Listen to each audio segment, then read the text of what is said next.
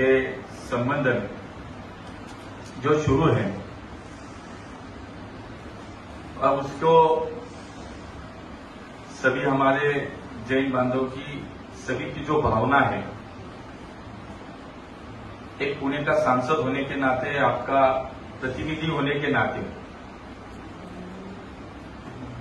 मैं बहुत ही करीबी से देख रहा हूं। मला असं वाटतं की मागच्या काही दिवसामध्ये या विषयामध्ये खूप काही गोष्टी घडल्या। एक सर्वप्रथम माझं काम हे खरं तर कुठल्याही समाजाला न्याय मिळवून देण्याचं असलं पाहिजे आणि माझ्या 30 वर्षाच्या सार्वजनिक जीवनामध्ये काम करत असताना मी हेच केलं। पण दुर्दैवानं मधल्या काळामध्ये या सगळ्या विषयामध्ये मी सहभागी आहे, माझं कोणीतरी याच्यामध्ये सहभागी आहे अशी चर्चा झाली, असे आरोपही झाले। वारंवार मी ह्या अनेक विषयांचं स्पष्टीकरणही दिलं। माझ्या जैन बांधवांच्या माध्यमातून कुठेही माझं व्यक्तिगत नाव घेतलं गेलं नाही। माझा या विषयाशी संबंध कसा नाही हे अनेक वेळा पुराव्यानिशी सुद्धा मी आपल्या सगळ्यांच्या समोर, प्रसार माध्यमांच्या समोर सुद्धा ठेवलं, पण तरी हा विषय काही थांबत नव्हता। आदरणीय गुरुदेवजींचा संदेश त्या दिवशी मी व्हिडिओच्या माध्यमातून पाहिला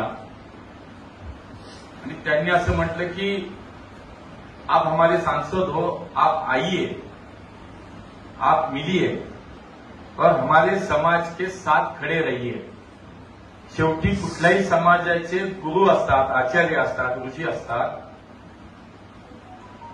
हे सर्वांना वंदनीय असतात, हे पूजनीय असतात आणि म्हणून मी आता बाहेर कुठं बोलण्यापेक्षा आपल्याशीच बोलावं हे मला पटलं।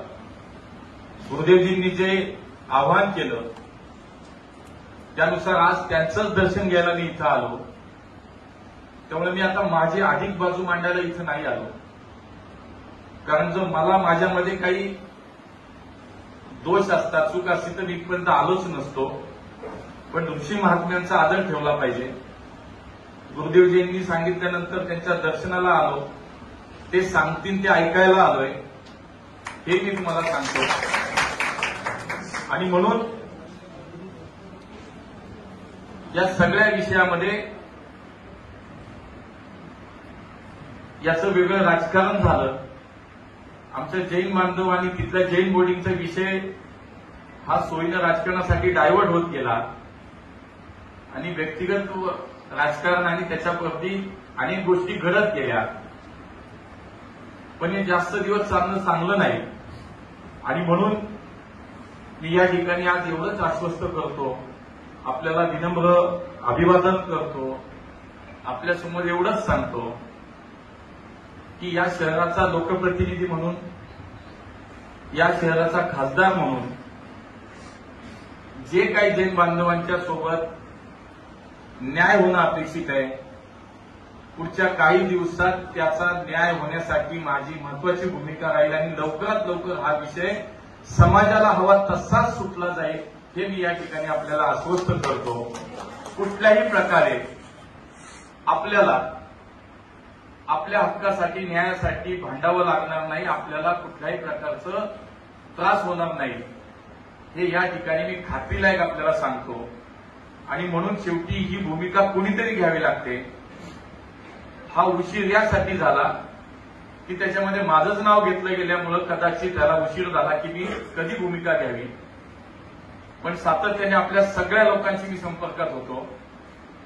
आपले योगेशजी असतील, लक्ष्मीकांतजी असतील, अक्षय असेल, या सगळ्यांशी सुद्धा सातत्यानं संपर्कात होतो आणि म्हणून हा विषय अधिक न वाढता गुरुदेव आपण जे सांगाल त्या पद्धतीनेच हा विषय संपेल। तो पुढच्या काही दिवसाच्या आत, म्हणजे आपल्याला जे आपण घोषित केले, पुढचं आपण जो अन्नत्याग करण्याचा जो निर्णय घेतलाय मी आपल्याला या ठिकाणी सांगतो ती वेळ येणार नाही. त्याच्या आतमध्येच हा सगळा विषय संपेल, आपल्याला हवा तसा संपेल, एवढंच या निमित्तानं आपल्याला मी आश्वस्त करतो. आणि आपण मला ज्या पद्धतीने प्रेमाची आपुलकीची एक जी साथ घातली आहे, जे आव्हान केलंय, शेवटी प्रेमाला प्रेमानेच साथ दिली जाते. आणि त्यामुळे आपण आव्हान केलंय, आपण आशीर्वाद द्याल त्याच पद्धतीनं, आपण सूचना द्याल त्याच पद्धतीनं हा विषय कसा संपेल यासाठी या शहराचा लोकप्रतिनिधी म्हणून, आपल्या सगळ्यांचा खासदार म्हणून तुम्ही मला निवडून दिलंय. आणि त्यामुळे माझं कर्तव्य जनतेप्रती पहिलं आहे. त्यामुळे हा समज गैरसमज 2 मिनिटं बाजूला ठेवू, त्याला खूप दिवस पुढे जाऊन सुद्धा आपण त्याच्यावरती काम करू, चर्चा करू, स्पष्ट काय असेल त्याच्यावर खूप आधी पुढे जाऊन पण काम करू. पण आज तातडीनं हा विषय लवकरात लवकर संपवण्यासाठीची जी भूमिका लागेल ती भूमिका या ठिकाणी